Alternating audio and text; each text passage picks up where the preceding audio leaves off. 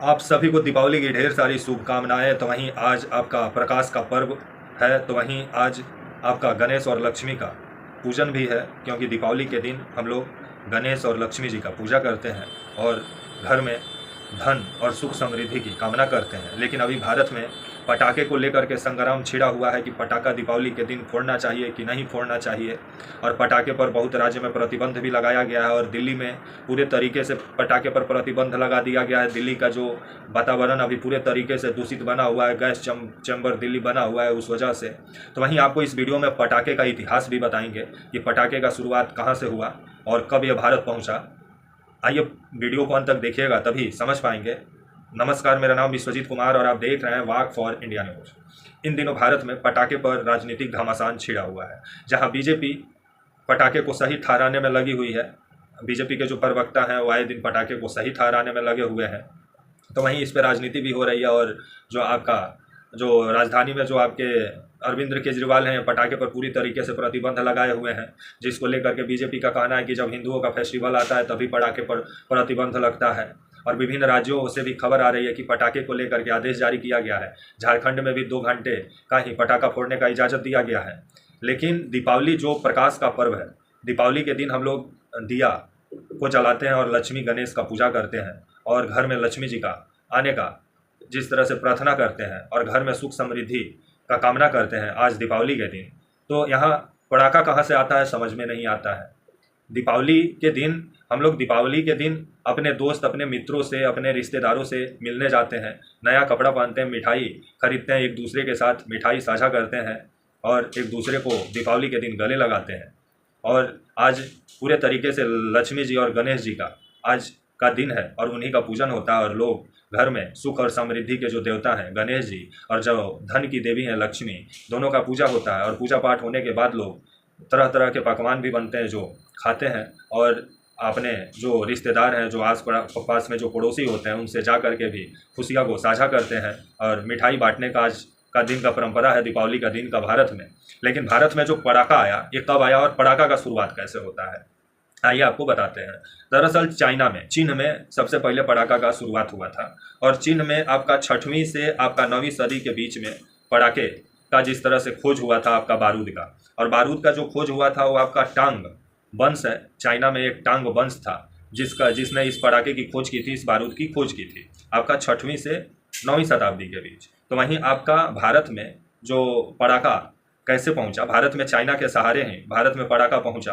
और भारत में पटाखा मुगल लेके आए और मुगलों का ही देन था कि भारत में पटाखे का फैक्ट्री भी लगा और पटाखा बनना भी शुरू हुआ। और बाद में अंग्रेज आए तो इसको लेकर के कानून भी बनाए। लेकिन भारत में सबसे पहला फैक्ट्री जो पटाखे का लगा था वो 19वीं सदी में लगा था। और अंग्रेज आपका 1940 में इस पटाखे को लेकर के विभिन्न तरह के नियम कानून बनाए कि अगर आप पटाखे का फैक्ट्री लगाना चाहते हैं तो आपको लाइसेंस लेना जरूरी होगा, जिसके जो नियम कानून आज भी लगे हुए हैं, क्योंकि वही नियम कानून के तहत आप पटाखे का फैक्ट्री लगा सकते हैं, क्योंकि लाइसेंस लेना आपको जरूरी है भारत में अगर आप पटाखे का फैक्ट्री लगाना चाहते हैं।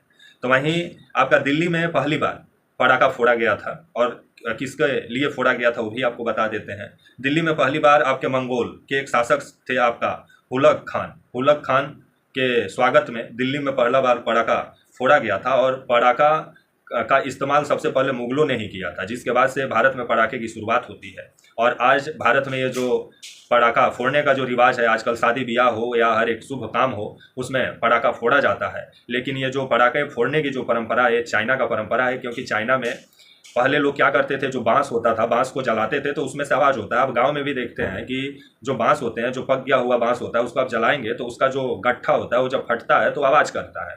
तो उसी आवाज़ को लेकर के चाइना का लोग को लगा कि पटाखा भी बन सकता है इससे, जिसके बाद से चाइना में ही बारूद का खोज होता है। और चाइनीज लोगों का कहना है कि पटाखा फोड़ने से और ये आपका बांस को जलाने से जो आवाज़ निकलता है उससे बुरी शक्तियाँ भागती हैं, जिसके बाद से ये परंपरा धीरे धीरे हर एक देश में पहुंचा। और अभी शादी ब्याह हो या कोई भी पर्व त्यौहार हो, बिना आतिशबाजी का वो पर्व त्यौहार सफल नहीं माना जाता है। लेकिन ये भारत का परंपरा नहीं है, ये चाइना का परंपरा है पटाखा फोड़ने का। लेकिन अभी इस पर भारत में घमासान छिड़ा हुआ है। एक बागेश्वर धाम के बाबा हैं धीरेन्द्र शास्त्री, ये जिस तरह से आए दिन विवादित बयान देने के लिए जाने जाते हैं, और ये बीजेपी के बहुत करीबी हैं, और ये जिस तरह से कभी बुलडोजर चलाने की भी बात कर देते हैं। अब ये पटाखे को लेकर के जिस तरह से बयान दिए हैं कि हिंदुओं का जब भी फेस्टिवल आता है तभी नियम कानून लगता है, तो बाबा क्या किया जाए आप ही बताइए। क्या हिंदू धर्म का ये परंपरा है पटाखा फोड़ना?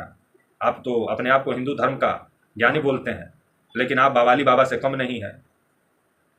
तो वहीं अभी इस पर राजनीति भी दिल्ली में गरमाया हुआ है। बीजेपी का कहना है कि ये आपका जो अरविंद केजरीवाल की सरकार है उसकी नाकामी है। दिल्ली को पूरे तरीके से अरविंद केजरीवाल प्रदूषित बना के रखे हुए हैं। जब हिंदुओं का त्यौहार आता है तभी पटाखे पर प्रतिबंध लगता है। लेकिन पटाखे का जो इतिहास मैंने आपको बताया, आपको मालूम चल गया होगा कि पटाखा फोड़ने का परंपरा भारत का नहीं है, ये चाइना का परंपरा है। और आज भी जो आप मिट्टी का दिया आपको कम नजर आता होगा लोगों के दरवाजे पे, सब चाइना का झालर मालर लटका के बैठे हुए हैं और अपने आप को हिंदू धर्म का रक्षक बने हुए हैं। मिट्टी का दिया जो होता है दीपावली में, सबसे बड़ा महत्व मिट्टी का दिया का होता है, जिसमें मिट्टी का दिया में आपका करू का तेल डाला जाता है, बाटी डाला जाता है, उससे घर को सजाया जाता है मिट्टी का दिए से। लेकिन आजकल ज़्यादातर आप घर का सजावट देखेंगे तो मिट्टी का दिया से नहीं होता है, वो चाइनीज़ झालर मालर से होता है। और बाद में हम लोग चाइना का विरोध भी करते हैं। गजब का हम लोग का सोच है।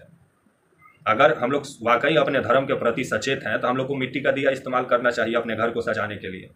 लेकिन अभी चाइना जिस तरह से हर एक घर में प्रवेश कर चुका है, और आए दिन हम लोग बोलते हैं कि चाइना का हम लोग बहिष्कार करेंगे, लेकिन जब भी हम लोग का फेस्टिवल होता है उसमें चाइना का जो सामान होता है उसका जरूर इस्तेमाल होता है। तो इसे ही कहा जाता है राजनीति। तो राजनीति से बचें, अपने फेस्टिवल को अपने तरीके से एंजॉय करें, लेकिन आतिशबाजी कुछ ऐसा ना करें कि पड़ोसी परेशान हो जाए। तब तक के लिए नमस्कार, जय हिंद, वंदे मातरम।